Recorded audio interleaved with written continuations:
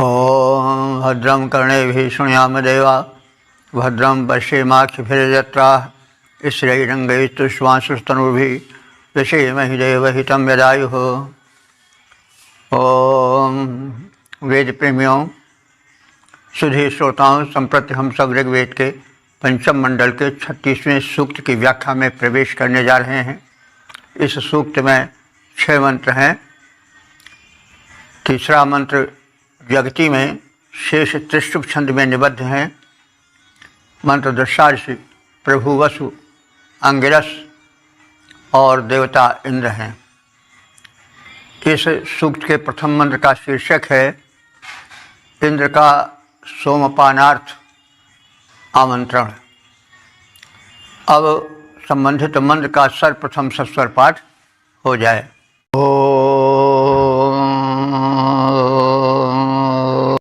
स आगमदिन्द्रो जावसो धान्तिके तद्गातुं दामनारजीकाम् धन्वसरो नवंसकस्पृशाणश्चकमानः पिबतु दुग्धमंशम्। इस प्रथम मंत्र में सोमपान की उत्कट अभिलाषा रखने वाले परमदानी इंद्र का यज्ञ में सोमपानार्थ आवाहन का कथन है। यह इंद्र जो इंद्र वसु नाम दातुम चिकेतत, वसु नाम माने धनों का, दातुम माने देने की विधियों को, चिकेतत माने जानता है, अर्थात किस प्रकार किसको कितना कौन सा धन देना चाहिए, यह उदार दाता इंद्र विधिवत जानता है। तो ऐसा इंद्र आगमत हमारे यज्ञ में पधारे। रई राम दामना, रई कहते हैं धनैश्वर्य को, तो रई राम माने धनैश्वर्यों का, दामना माने प्रदायक। वह इंद्र चकमाना सोमपान का परम प्रेमी है, परम इच्छुक रहता है। उसकी इस प्रबल इच्छा को व्यक्त करने के लिए दृष्टांत दिया जा रहा है कि धन्वचरः वंशगः न,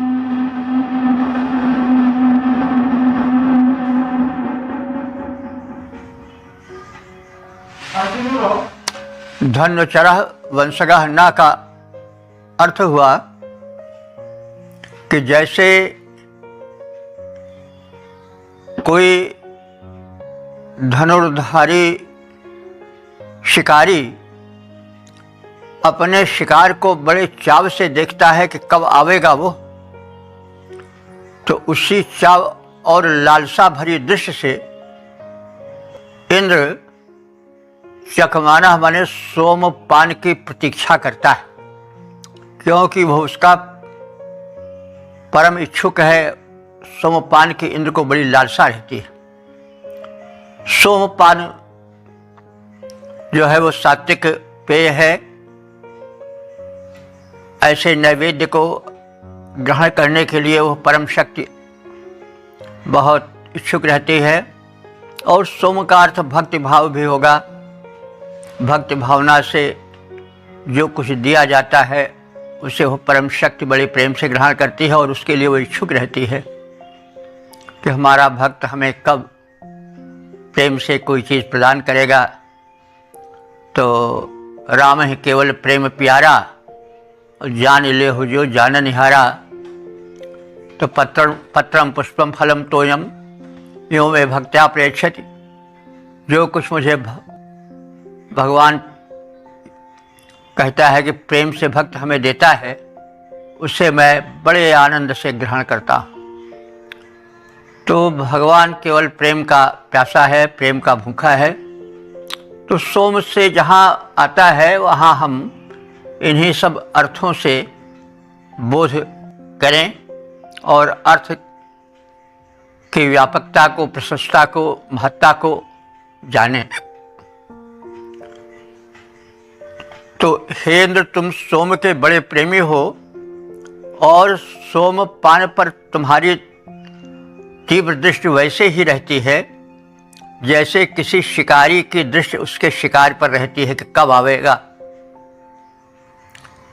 तो इसे ही ध्यान में रख करके हम उपासकों ने तुम्हारे हेतु सोम प्रस्तुत किया है। वो सोम कैसा है? दुग्धम अंशुम, उस तेजस्वी अंश माने तेजस्वी सोम रस में दुग्ध मिलाया गया है, जिसके कारण उसकी गुणवत्ता बढ़ गई है, उसका स्वाद बढ़ गया है। इसलिए हे इंद्रदेव पिबतु, उसका कृपया पान करो। तो जो इंद्र पर्याप्त उदार है, धनों को देना जानता है और किसको क्या देना चाहिए, कितना देना चाहिए, कब देना चाहिए, इसका उसे पूरा बोध रहता है। तो ऐसा इंद्र हमारे यज्ञ में पधारे। ये हम जानते हैं कि उसे सोमपान की प्रबल लालसा रहती है और वो सोम रस पीने के लिए वैसे ही प्रतीक्षा करता है जैसे कोई आखेटक शिकारी शिकार कब आवेगा, इसे वो बड़े ध्यान से छिप करके देखता रहता है। तो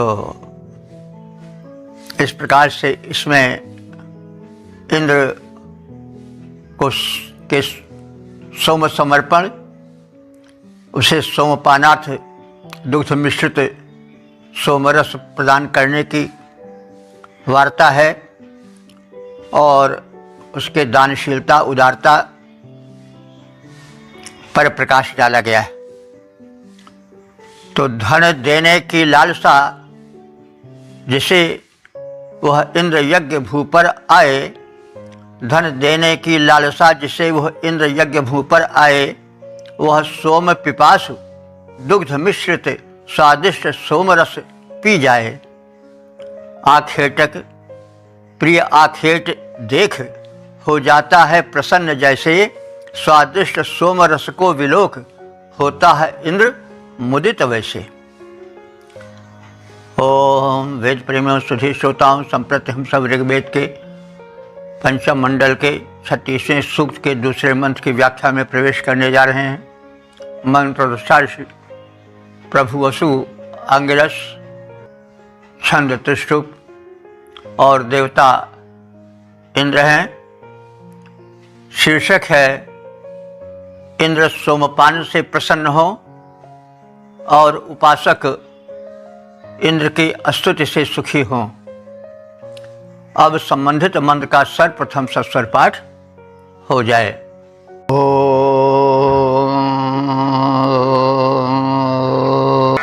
आतेहनो हरिमशूरसि प्रेरुहत्सो वो न पर्वतस्य पृष्ठे अनुत्पानादन्नर्वतो न हिन्वन्येर्धर्मनेम पुरोहोत विश्वे। इस दूसरे मंत्र में यह कथन है कि इंद्र सोमपान से प्रसन्न होता है और आराधक उसकी स्तुति करके प्रसन्न होते हैं। तो यज्ञ के माध्यम से भक्त और भगवान दोनों में प्रसन्नता का समान संचार होता है। तो प्रत्येक शुभ कर्म यज्ञ है, तो शुभ कर्म करने से उस शुभ कर्म कर्ता को आनंद होता है और उस परमात्मा को भी आनंद होता है कि देखो यह भक्त हमारे प्रसन्न होने के लिए जो कार्य यज्ञवत कर रहा है वो कितना उत्तम है। क्योंकि वो शिष्य रचयिता चाहता है कि उसके शिष्य में संतुलन रहे, और संतुलन जो है वो शुभ कर्मों से ही रह सकता है। अनाचार से, व्यभिचार से, अनुचित आचरण से संतुलन बिगड़ जाता है। तो इन्हीं सब भावों को प्रकट करने वाला यह मंत्र है। हरिवाह शूर, हे अश्वों से युक्त शूरवीर इंद्र, पर्वतस्य पृष्ठे सोम न माने समान। जैसे हम कहते आए हैं कि जब संज्ञा के पश्चात न होता है तो समानता का अर्थ बताता है, पहले होता है तो नकारात्मक अर्थ द्योतित होता है। तो इंद्र सोमपान करता है तो उसकी शोभा कैसी होती है, इसका कथन किया जा रहा है कि पर्वतस्य पृष्ठे सोम न, जैसे पर्वत की चोटियों पर सोमलता लहराती है और शोभा पाती है, वैसे हे इंद्र ते शिप्रे हनु आरुहत, तुम्हारे जब शिप्र माने जबड़े पर, हनु पर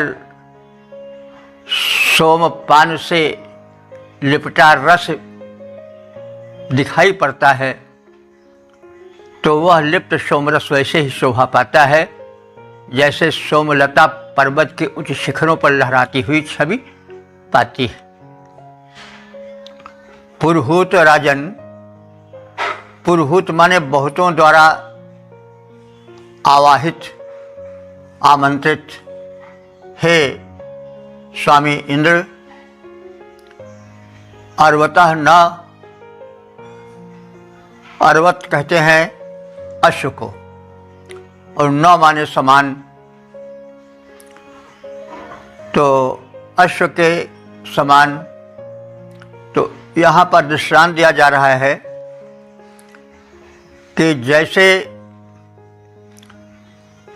अश्व जब हरी भरी घास को पाता है तो प्रसन्न होता है, और जो प्रसन्नता उस अश्व को होती है हरी भरी घास को पा करके, वही प्रसन्नता गिर भी हिन्वन, जब हम अपने गिरा द्वारा, वाणी द्वारा तुम्हारी स्तुति कर तुम्हें प्रसन्न करते हैं, तो हम उपासकों को, तुम्हारे गुण गायकों को प्रसन्नता होती है। यह दृष्टांत है कि जो संतुष्टि और प्रसन्नता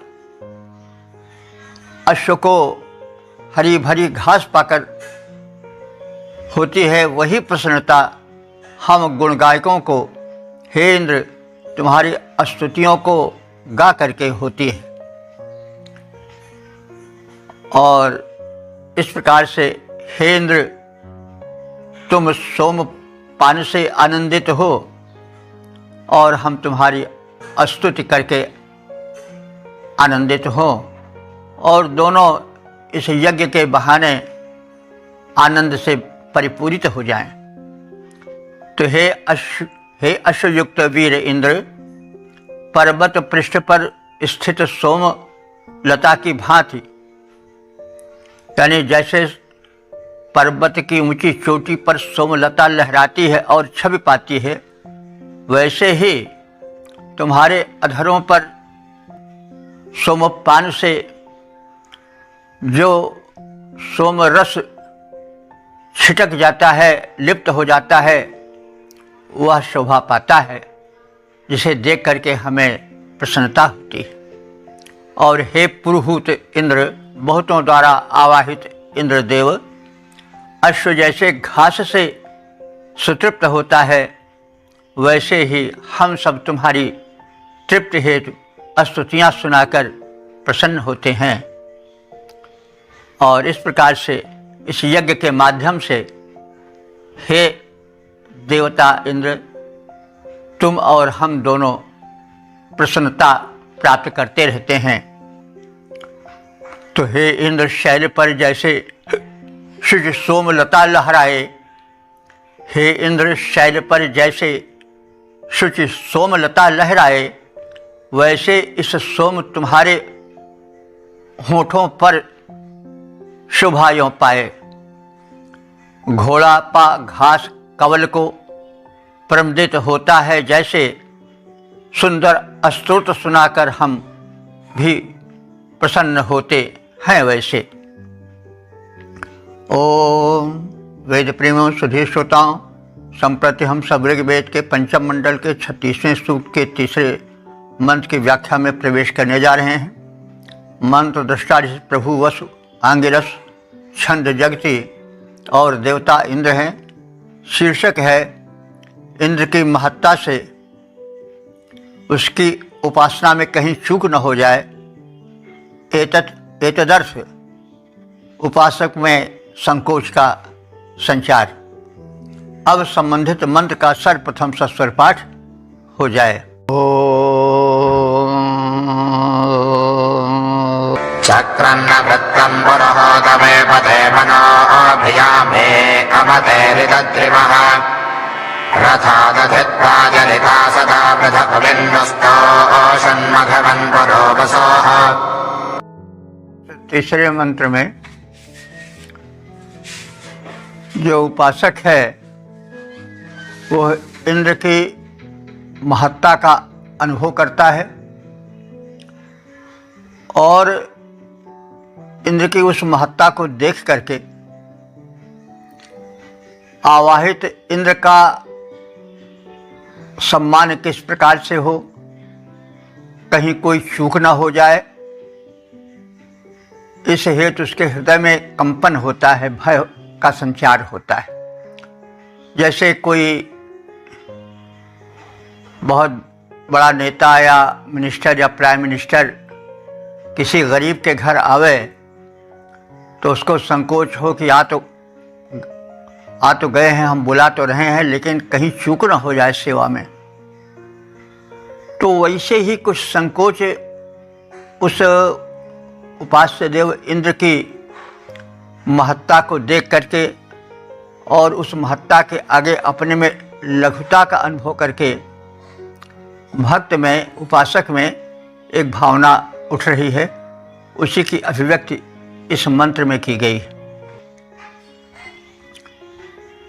कि इंद्र महान है, परम संपन्न है, मैं उपासक दीन हूँ, विपन्न हूँ। तो इसी भावना पर केंद्रित यह मंत्र है। हे इंद्र, सदा वृद्धा, तुम सदैव वृद्धि पाने वाले हो, तुम में कभी क्षीणता आती ही नहीं। और पुरवसु, व्यापक धनैश्वर्य के स्वामी हो। वसु धनैश्वर्य को कहते हैं, पुरु माने व्यापक बहुत। तो तुम कभी क्षीण नहीं होते हो, सदा तुम्हारी महिमा में वृद्धि होती रहती है। तुम अनंत वैभवशाली हो और मघवन ऐश्वर्य से संपन्न हो। तो हे इंद्र, तो तुम सदा वृद्धवान, निरंतर बढ़ने वाले हो और अनंत धनैश्वर्यधारी हो। तुम्हारी महत्ता का विचार कर, अवलोकन कर हमारा मन वैसे ही डगमगा रहा है, वैसे ही चलायमान हो रहा है। वृत्तम चक्रम न, जैसे रथ का गोल गोल पहिया चलता रहता है और चलायमान रहता है, चंचल रहता है, वैसे कहीं चूक न हो जाए तुम्हारी सेवा में, तुम्हारे सत्कार में। तो इस संशय से मेरा मन निश्चल नहीं हो पा रहा है, स्थिर नहीं हो पा रहा है, चंचल हुआ रहता है। कैसे? जैसे रथ का चक्र चलता रहता है, पहिया चलता रहता है, उसकी चंचलता जैसे बनी रहती है, वैसे मेरे मन में भी यह आशंका बनी रहती है कि कहीं तुम्हारी सेवा में चूक न हो जाए। तो इस प्रकार से विचलित मन वाला मैं तुम्हारी सेवा के विषय में निश्चित नहीं हो पा रहा हूँ। तो हे महामते इंद्र देवता, अमतेह भिया व्यपते, अमतेह माने बुद्धिहीनता के कारण उत्पन्न हुई मेरी, भिया माने भय से भरी हुई बुद्धि जो है वो व्यपते माने कंपित है। अद्रिवः, हे वज्रधर इंद्रदेव, जरिता, जरिता माने स्तुति करता, तो स्तुति करने वाला मैं बस इतना ही कह सकता हूँ कि रथात अधित्वा, तुम रथासीन हो जाओ और हमारे यज्ञ में, हमारे स्तवन में अवश्य आओ। और मैं कुवित स्तोषत, कुवित माने बार बार तुम्हारी स्तुति करता हूँ, और यही स्तुति करना मेरे वश में है। अपने सेवा सत्कार से तुम्हारी महत्ता के आगे मैं अपने अन्य समर्पण से संतुष्ट नहीं हूँ, उसके प्रति संकुचित हूँ, क्योंकि मैं तुम्हारे ऐश्वर्य के आगे बहुत दीन हूँ।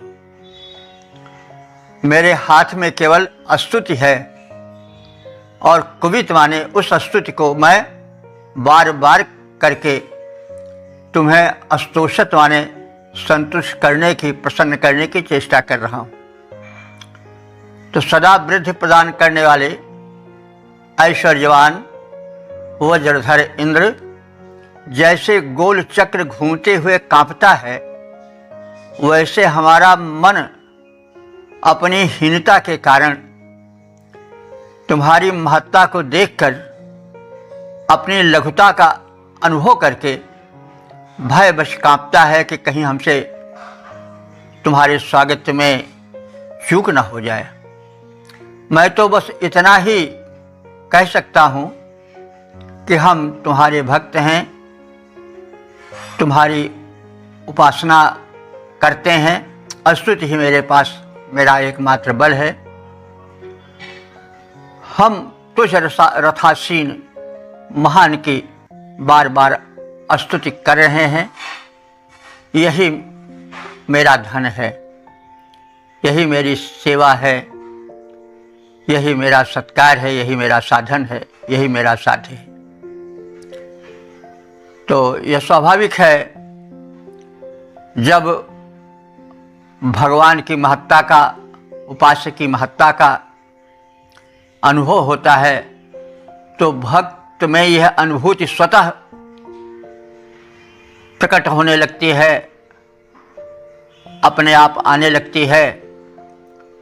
जैसा तुलसीदास जी अनुभव करते हैं कि मौसम दीन न दीन हित, तुम समान रघुवीर, अस विचारी रघुवंश मन, हरहु विषम भव पीर। तू दयालु दीन हो, तू दानी हो भिखारी, हाँ प्रसिद्ध पातकी तू पाप पुंजहारी। नाथ तू अनाथ को अनाथ कौन मोसो, नाथ तू अनाथ कौन मोसो, मोह समान आरती नहीं आरत हर तोसो। तो ही महिना तो अनेक मानिए जो भावे, ज्यों त्यों तुलसी कृपालु चरण शरण पावे। तो स्वाभाविक है यह अनुभूति कि राम सो बड़ो है कौन, मोसो कौन खोटो, राम सो खरो है कौन, मोसो कौन खोटो। तो यह भावना स्वाभाविक है जब उस विराट की महत्ता का अनुभव होता है तो फिर अपने में कमी ही कमी दिखाई पड़ती है, सारा अहंकार गलित हो जाता है। तो वही है कि राम सो बड़ो है कौन मोसो कौन छोटो, राम सो खरो है कौन मोसो कौन खोटो। यह अनुभूति है दैन्य की जो स्वाभाविक है। अब इसका अर्थ है नहीं समझना चाहिए कि तुलसीदास जी बड़े गए गुजरे थे, नहीं, वो स्वाभाविक है कि जब एक राई पहाड़ को देख ले तो फिर जो उसका गर्व था वो गलित हो ही जाएगा। ऊंट जब पहाड़ के नीचे आता है तो पता चलता है कि उससे अधिक ऊंची वस्तुएं भी हैं। तो बहरहाल यह एक भक्ति भावना की लहर है जो कि सरल सच्चे भक्त हृदय में उठती है जब उसे अपने उपास्य की महत्ता और अपनी लघुता का अनुभव होता है।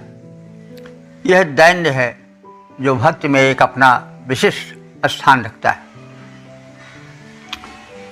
तो हे सदा वृद्धि प्रदान करने वाले ऐश्वर्यवान वज्रधर इंद्र, जैसे गोल चक्र घूमते हुए कांपता है, जैसे रथ का गोल चक्र घूमते हुए कांपता है, वैसे हमारा मन अपनी बुद्धिहीनता के कारण, अपने अभाव के कारण भयवश कांप रहा है कि तुम्हारी सेवा कैसे होगी, तुम प्रसन्न कैसे होगे।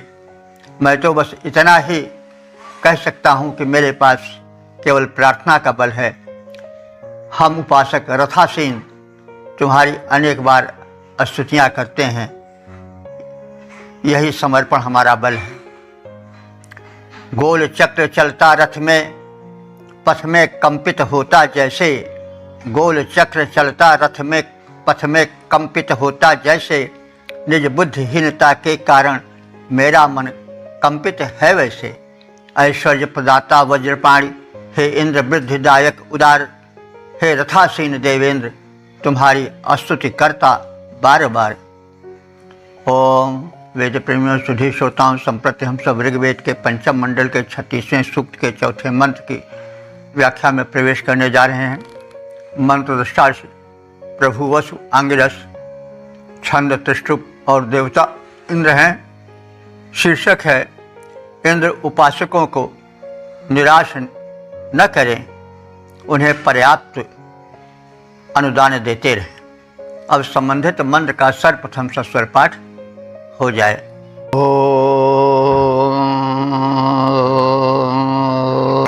ये शक्रामे वजरितात इन्द्रेजर्तिवाचं बृहदाशुषाणः, रसव्येन मघवन्द्यं सिराजः प्रदक्षिणिद्धरिवो माविवेनः। इस चौथे मंत्र में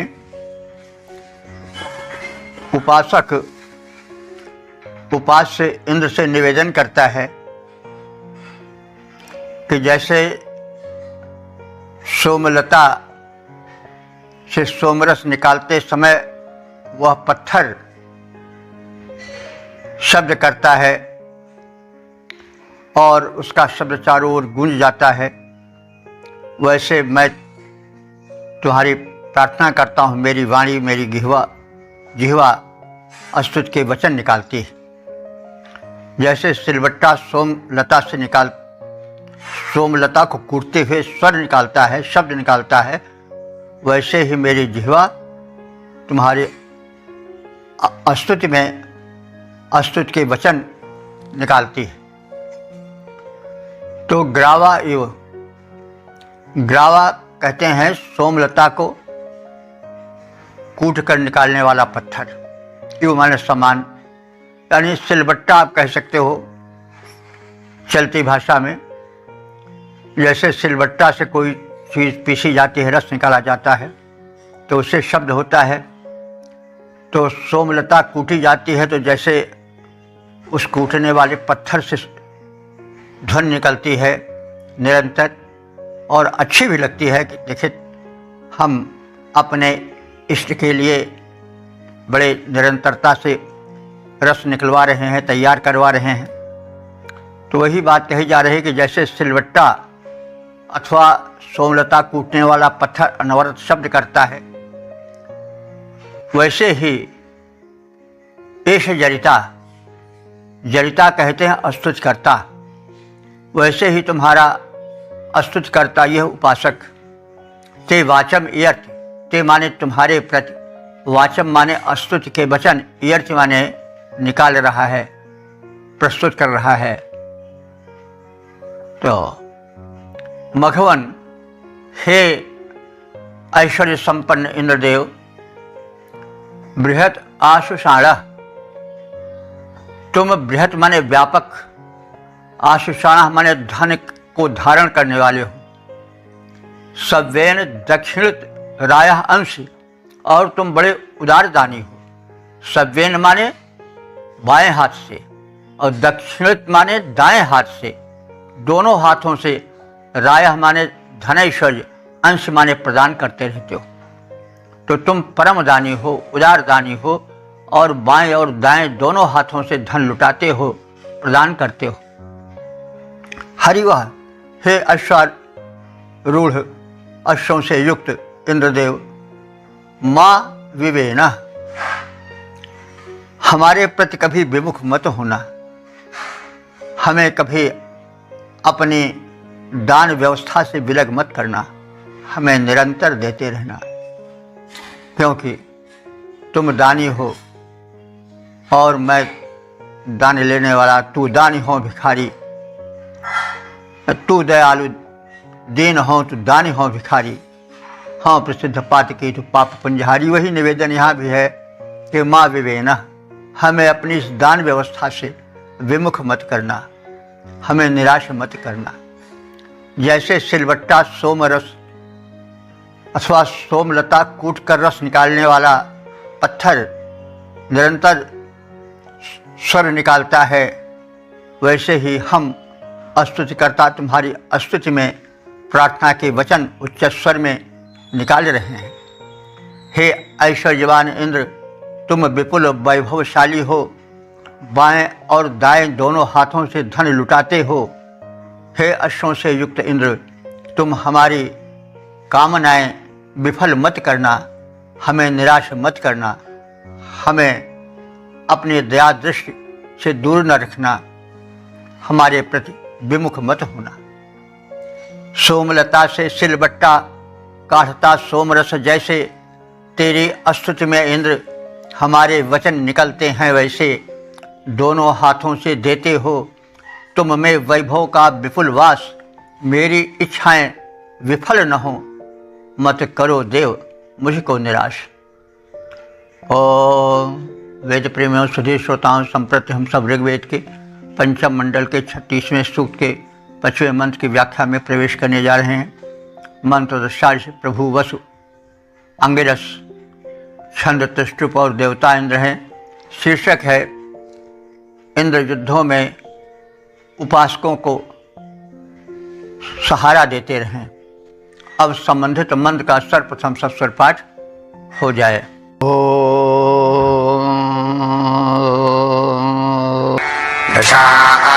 वृषणं वर्धतद्योर्वृषावृषभ्यां महसे हरिभ्यां स नो वृषावृषरथः सुचक्रवृषक्रधो वृषावध्यण्डमेधाः।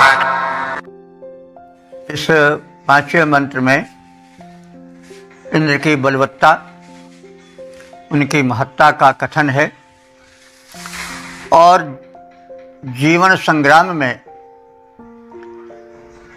सहारा देने की प्रार्थना है। तो इंद्र, हे इंद्रदेव, वृषादेव, तुम बलवान हो और दिलोक के समान उच्च और विस्तृत हो। विषणम त्वा, विषण कहते हैं बलशाली, तो ऐसे त्वा माने तुझ बलशाली को यह वृषादेव बलवान दिलोक वर्धत माने और बढ़ाए, तुम्हारे बल पराक्रम में निरंतर वृद्धि होती जाए। तो ये तो प्रार्थना का एक स्वरूप है जो स्वयं विकसित है, सबको बढ़ाने वाला, उसको कोई क्या बढ़ावेगा। लेकिन भक्त के क्रम में कहा जाता है, हे राम तुम्हारी जय होए। अरे भाई, राम को आप जय दोगे तब वो जय थोड़े पावेगा। लेकिन यह एक प्रार्थना की पद्धति है। रघुकुल में सूर्य समान हो तुम, हे राम तुम्हारी जय होए। तो जय जयकार करना भक्ति का एक लक्षण है। तो उसी संदर्भ में कहा जा रहा है कि हे इंद्र तुम विशाल हो, देव माने आकाश की तरह, दिलोक की तरह प्रकाशित और विकसित हो। लेकिन यह जो व्यापक तेजस्वी दिलोक है, ये तुम्हारी महिमा का अत्यधिक संवर्धन करे। वृषा, वृषा माने बलवान अथवा धनेश्वर की वर्षा करने वाले, हे इंद्र तुम वृषभ्याम हरिभ्याम, वृषभ्याम माने बलशाली, हरिभ्याम माने अश्वों द्वारा, बलवान दो अश्वों द्वारा वह से रथ द्वारा खींच कर लाए जाते हो गंतव्य तक। सुशिप्र वृषकृतो वज्रन, हे इंद्र तुम सुशिप्र हो। सुशिप्र माने सुंदर शिरस्त्राण धारण करने वाले हो। इंद्र जो है क्षत्रिय प्रकृतिक देवता है, सदैव उसे संग्राम करना रहता है। तो एक सिर के संरक्षण के लिए जो है वह शिरस्त्राण धारण किया जाता है, कवच धारण किया जाता है। तो हे इंद्रदेव तुम सुशिप्र हो, श्रेष्ठ शिरस्त्राण सिर की सुरक्षा के लिए धारण किए रहते हो, जैसा कि योद्धा धारण करते हैं। विषकृतो तुम व्यापक कर्म करने वाले हो, क्रतु यज्ञ कर्म शुभ कर्म। तुम विषकृतो तुम व्यापक शुभ कर्मों को करने वाले हो। वज्रन तुम वज्र को धारण करने वाले हो। अब यह शक्तिमत्ता का द्योतन किया जा रहा है। वज्र इंद्र का अस्त्र है जिसका प्रहार कभी चूकता नहीं है। जब वज्रपात होता है तो वज्रपात को कोई रोक नहीं पाता है, कैसा भी शक्तिशाली क्यों न हो वो धराशायी ही हो जाता है। तो आदि में इंद्र के हाथ में वज्र दिखाया गया, बाद में राम के हाथ में धनुष बाण दिखाया गया, कहा गया कि भाई राम बाण है। उपमा दी जाती है कि राम बाण है, राम बाण माने जो कभी चूके नहीं। वैसे इंद्र के हाथ में वज्र था, राम के हाथ में धनुष बाण आया, कृष्ण के हाथ में सुदर्शन चक्र आया। यह हमारे देवताओं की विशेषता है। हमारे देवता जो हैं वो केवल वैसे लुंजपुंज नहीं है, वे कृपालु हैं, लेकिन सदैव अस्त्र शस्त्र से सुसज्जित रहते हैं कि ताकि दानवी शक्ति लोगों को तत्काल वे उसका उत्तर दे सकें। क्योंकि सृष्टि ऐसी है कि इसमें शक्ति का प्रयोग करना ही पड़ता है। कोई यह सोचे कि हम हाथ जोड़ करके दुनिया में जी लेंगे तो बड़ा मुश्किल है। हाथ जोड़ना कोई बुरा नहीं है, लेकिन हाथ जोड़ने से काम नहीं बनता है, शक्तिमत्ता भी चाहिए। कोई कमज़ोर पर दया नहीं करता है, ये संसार की रीति है। संसार झुकता है तो शक्ति के आगे झुकता है। क्योंकि सिंह को पूछे न कोई कभी, बलि पे बकरे ही चढ़ाए गए, और दूध पिलाए गए अहि पे, दूध पिलाए गए अहि पे कछुए कटिए में लगाए गए। कवि दीप रही जग की यही रीति, यहाँ सीधे सता ही सताए गए। तरु टेढ़े खड़े रहते वन में, पर सीधे पर आरे चलाए गए। तो यह संसार की प्रकृति है। विषमता भी इसमें है, सज्जन भी हैं तो दुर्जन भी हैं, देवता हैं तो राक्षस भी हैं। तो इसलिए शस्त्र की भी आवश्यकता है। हमारा सनातन धर्म जो लोग कहते हैं कि अरे वो तो क्षमाशील धर्म है, उसको तो सब चीज़ सहन करना चाहिए, सहिष्णु, तो इसका लोग गलत अर्थ निकालते हैं, अधूरा अर्थ निकालते हैं। हमारा धर्म जितना क्षमाशील है उतना उग्र भी है।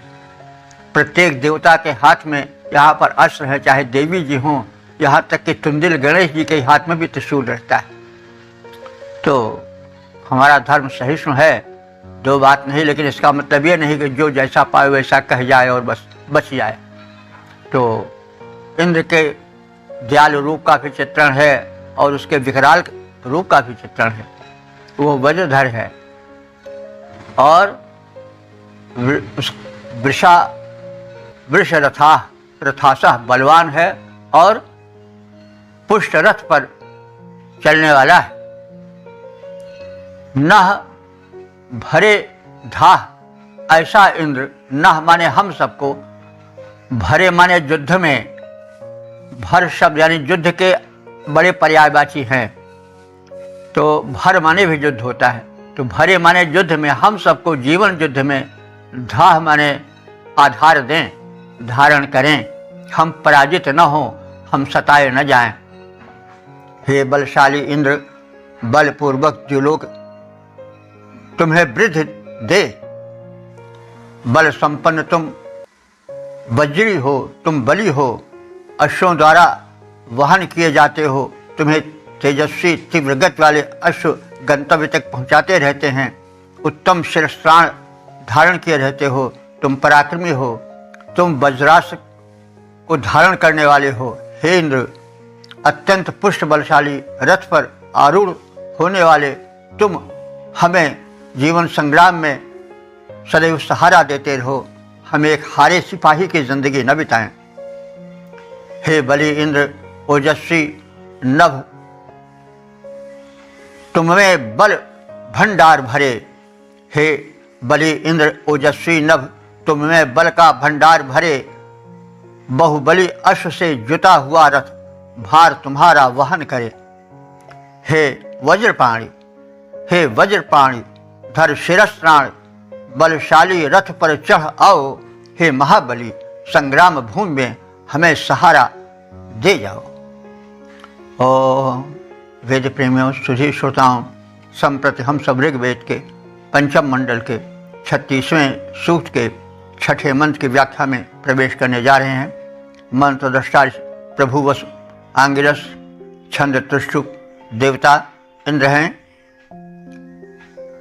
शीर्षक है राजभक्त एतदर्थ, राजभक्त प्रजा मिले नृपति श्रुत रथ को। अब संबंधित मंत्र का सस्वर पाठ हो जाए।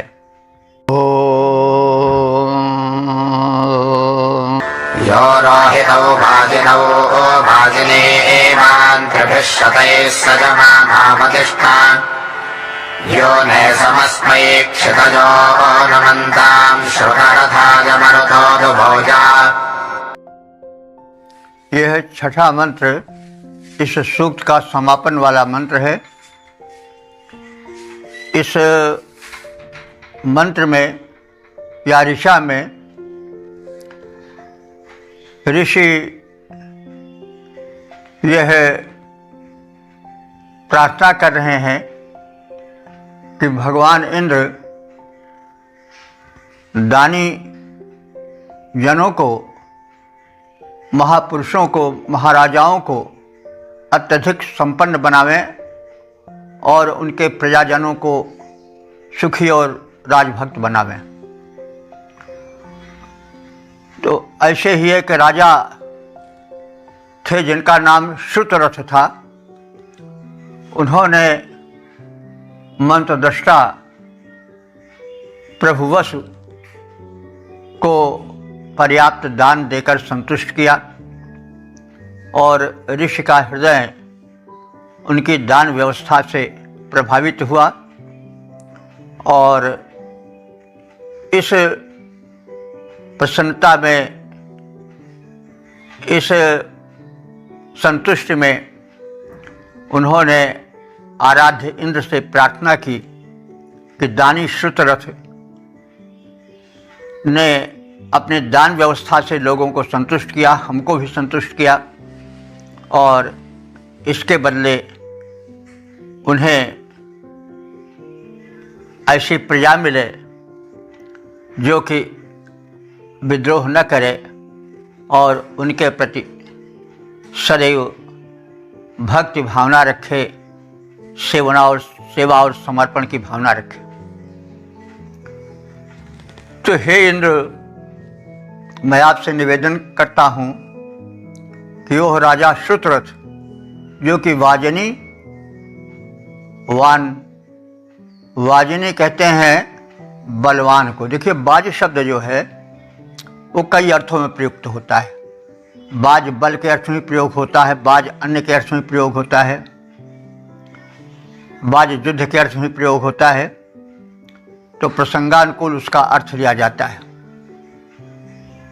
तो यहाँ पर वाजिनीवान का अर्थ बलवान, क्योंकि राजा से संबंधित है, इसलिए राजा को बलवान होना चाहिए। तो राजा श्रुतरथ जो थे वो बलवान थे, तो इसलिए उनको वाजिनीवान कहा गया है। और वाज का अर्थ अन्न भी होता है, तो अन्नवान भी उन्हें कहा जा सकता है, अर्थात अन्न धन समृद्धि से युक्त हैं। तो अन्न बड़ा आवश्यक है। भाई, भंडारा करना हुआ, किसी को भोजन देना हुआ, लोग भंडारा खोल देते हैं। लोग जो दीनहीन है खाते हैं, तो उसकी महिमा होती है। आज भी सरकार अन्नदान दे रही है तमाम दीनों हीनों को, और उसके ज़रिए जनमत पा रही है। तो अन्नदान सबसे बड़ा दान है, क्योंकि सबसे पहली आवश्यकता भूख की निवृत्ति है। तो राजा श्रुतरथ के बलवान और धनवान, अन्नवान दोनों होने की सूचना इस शब्द से मिलती है। जो राजा श्रुतरथ जो हैं वे बलवान हैं, अन्न धनवान हैं और दानी हैं। अपनी दान व्यवस्था में जिन्होंने सच मानव रोहितो वाजिनो, जिन्होंने कि सच मानो माने समान गति वाले, यानी यह नहीं कि कोई घोड़ा तेज भागता हो तो कोई बिल्कुल चल न पाता हो या बहुत मंद गति वाला हो, ऐसा नहीं। उन नृपति वर ने मुझे ऋषि को सच मानो माने समान गति वाले, रोहितो माने अरुण वर्ण वाले, लाल रंग वाले, वाजिनो माने 2 घोड़ों को दान में दिया है, जो कि सच मानो है, माने समान तीव्र गति वाले हैं। और रोहितो कुछ अरुण वर्ण, कुछ लाल रंग वाले हैं। इसके साथ ही साथ त्रिभी शतई है गावः, उन दानी नृपति ने मुझे 300 गायें भी दी हैं। आदिष्ट माने प्रदान किया है। अस्मय यू ने श्रुतरथाय, अस्मय माने इस, यू ने माने युवक, श्रुतरथाय माने राजा श्रुतरथ के लिए, हे इंद्रदेव, तुम ऐसा वातावरण बनाओ कि क्षितया, उसकी प्रजाएं, क्षित माने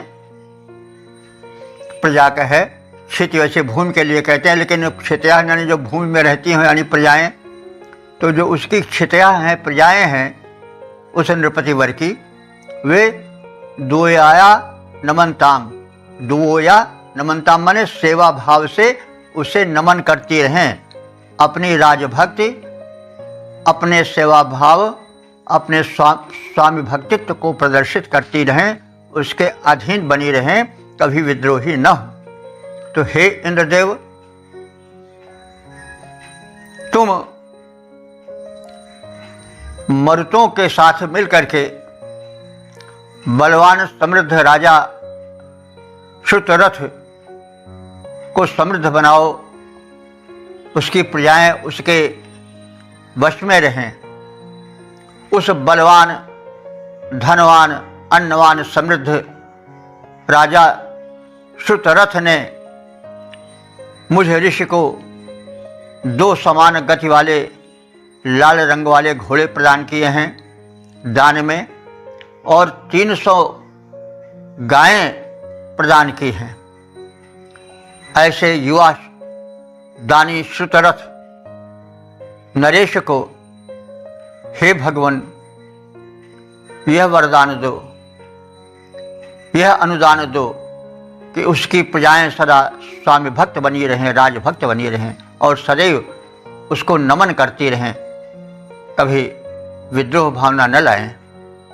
उस बलि इंद्रपति दानी श्रुतरथ ने 2 उत्तम घोड़े दान दिए, त्यों धेनु 300 भी हमने उस दानी द्वारा प्राप्त किए। ऐसा वह नृपति युवा श्रुतरथ जीवन में हरदम प्रगति करे, नित्य करें प्रजाएं नमन और उसके प्रति सेवा भाव भरें। तो इस प्रकार से यह जो अंतिम मंत्र है यह आशीर्वादात्मक भी है और होना भी चाहिए। जो दानी है, जो लोकहितकारी है, उसकी प्रशस्ति, उसका गुणगान होना भी चाहिए। यदि राजा का कर्तव्य है तो प्रजा का भी कुछ कर्तव्य है। वे कम से कम दानी उदार राजाओं की, आश्रयदाताओं की प्रशंसा करें, झूठी प्रशंसा न करें, लेकिन यदि प्रशंसा योग्य है तो प्रशंसा अवश्य करें, उसमें कृपणता न लाएं। तो इस प्रकार से हमने इस अध्याय, इस सूक्त के मंत्रों का ज्ञान प्राप्त किया। अब संबंधित सूक्त के संक्षिप्त सार से भी परिचय प्राप्त कर लें। तो इस 5वें मंडल के 36वें सूक्त में 6 मंत्रों का संकलन है और देवता इंद्र हैं, मंत्र दृष्टा ऋषि, प्रभु वसु अंगिरस हैं, और कुल मंत्र जो अब तक ले हो चुके हैं उनकी संख्या हो चुकी है 3927। अब इसके संक्षिप्त सार से भी परिचय प्राप्त कर लें। इंद्र को सोम प्रिय है, भक्ति भावना प्रिय है, उसे सात्विक उपहार या नैवेद्य बहुत पसंद हैं, उसके प्रति उसकी बड़ी रुचि रहती है। इसलिए यज्ञ में इंद्र को सोमपान कराया जाए, तदर्थ उसका आमंत्रण हो। और इंद्र का आमंत्रण किया गया है इस सूक्त में। इंद्र सोमपान से प्रसन्न हो, उपासक की स्तुतियों को सुनकर के प्रसन्न होता रहता है। इंद्र उपासकों को कुशल क्षेम प्रदान करे, धन धान्य प्रदान करे, और जो उपासक हैं, आराधक हैं, वो इंद्रदेव को उसका प्रिय पान नैवेद्य सोम प्रदान करते रहें। इस प्रकार से आराध्य और आराधक के मध्य संबंध बना रहे। आराध्य देव आराधक को धन ऐश्वर्य प्रदान करें, विजय प्रदान करें, और जो आराधक हैं वो आराध्य की स्तुति करें, उसकी महत्ता का गुणगान करें, उसकी शक्तिमत्ता का प्रचार प्रसार करें, ताकि शिष्य में आस्तिकता का प्रचार प्रसार हो। नास्तिकता से यह होता है कि व्यक्ति उच्छृंखल हो जाता है जब वो समझता है कि कोई नियंत्रक नहीं है, कोई देखने वाला नहीं है, कोई सर्वशक्ति संपन्न सत्ता नहीं है जो सब कुछ देखा करती है, तो व्यक्ति उच्छृंखल हो जाता है। जो देव पूजक लोग व्यवहार मनमाना करते हैं, वे भले ऊपर से वेश बनाए हों, लेकिन वे आस्तिक नहीं हैं, नास्तिक हैं। क्योंकि अगर वे आस्तिक होते तो गलत काम करने से डरते। तो इसलिए आस्तिक होना परम अनिवार्य है। उस शक्ति के प्रति विश्वास, उसकी महत्ता और शक्तिमत्ता का अनुभव नित्य होना चाहिए। यह सेवक और सेव्य भाव बना रहना चाहिए। तो इंद्र से प्रार्थना की गई है कि वह उपासक को पर्याप्त मात्रा में दिल खोलकर दान दे, उसके जीवन को सुख और समृद्धि से परिपूरित करे। जीवन में भांति भांति के युद्ध आते रहते हैं, उनमें उसे पराजय का मुख न देखना पड़े, उसे विजय मिलती रहे, उसे सफलता मिलती रहे, उसे धन और समृद्धि मिलती रहे। इन सब बातों की प्रार्थना सामान्य रूप से होती रहती है, इस सूक्त में भी है। और अंत में दानी राजा श्रुतरथ के विषय में इंद्रदेव से कामना की गई है कि वह दानी है और उसकी दान व्यवस्था से हम संतुष्ट हैं। तो ऐसे दानियों को हे भगवान आप और अधिक समृद्धि दें, साथ ही साथ उनकी प्रजा उनसे सदैव नतमस्तक रहे, राजभक्त बनी रहे और विद्रोह न करे। इसलिए राजा और प्रजा के मध्य भी अच्छा संबंध बना रहे। राजा दानी हों, प्रजा के सुख का जो ज्ञानी जन हैं, जो समाज के हित की चिंतना करते हैं, उन्हें वो कभी अकिंचन न रहने दे।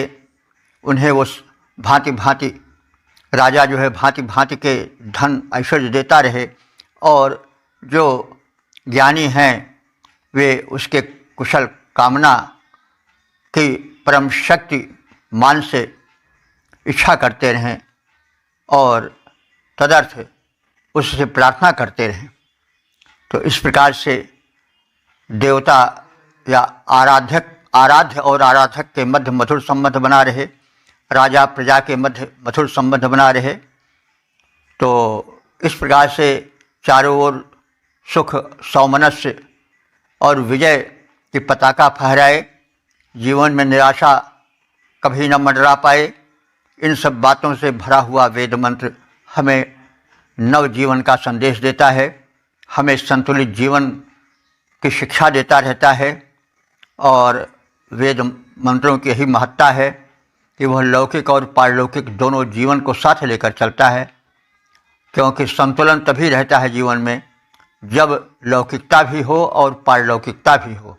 यानी हम इस धरातल को भी, इस भौतिक जीवन को भी समुन्नत बनाए रहें और साथ साथ हम अध्यात्म जगत में, व्यवहार जगत में भी उदार बने रहें और हमारा जीवन संतुलित जीवन हो, जिसमें आय जन्य समृद्धि भी हो, संपन्नता भी हो, दानशीलता भी हो, विजय भी हो, उदारता भी हो, पराक्रम भी हो। इस प्रकार से संपूर्ण जीवन मनुष्य जिए। अधूरा जीवन, अल्प जीवन है, वह असफल जीवन ही कहा जाएगा। तो संतुलित जीवन की शिक्षा वेद देते हैं, तदनुसार हम आचरण करेंगे तो हम सुखी रहेंगे, समाज सुखी रहेगा। इन विचारों के साथ हम अपनी वाणी को विराम देते हैं। ओम सर्वे भवन्तु सुखिनः, सर्वे सन्तु निरामयाः, सर्वे भद्राणि पश्यन्तु, मा कश्चित् दुःख भाग् भवेत्। ओम।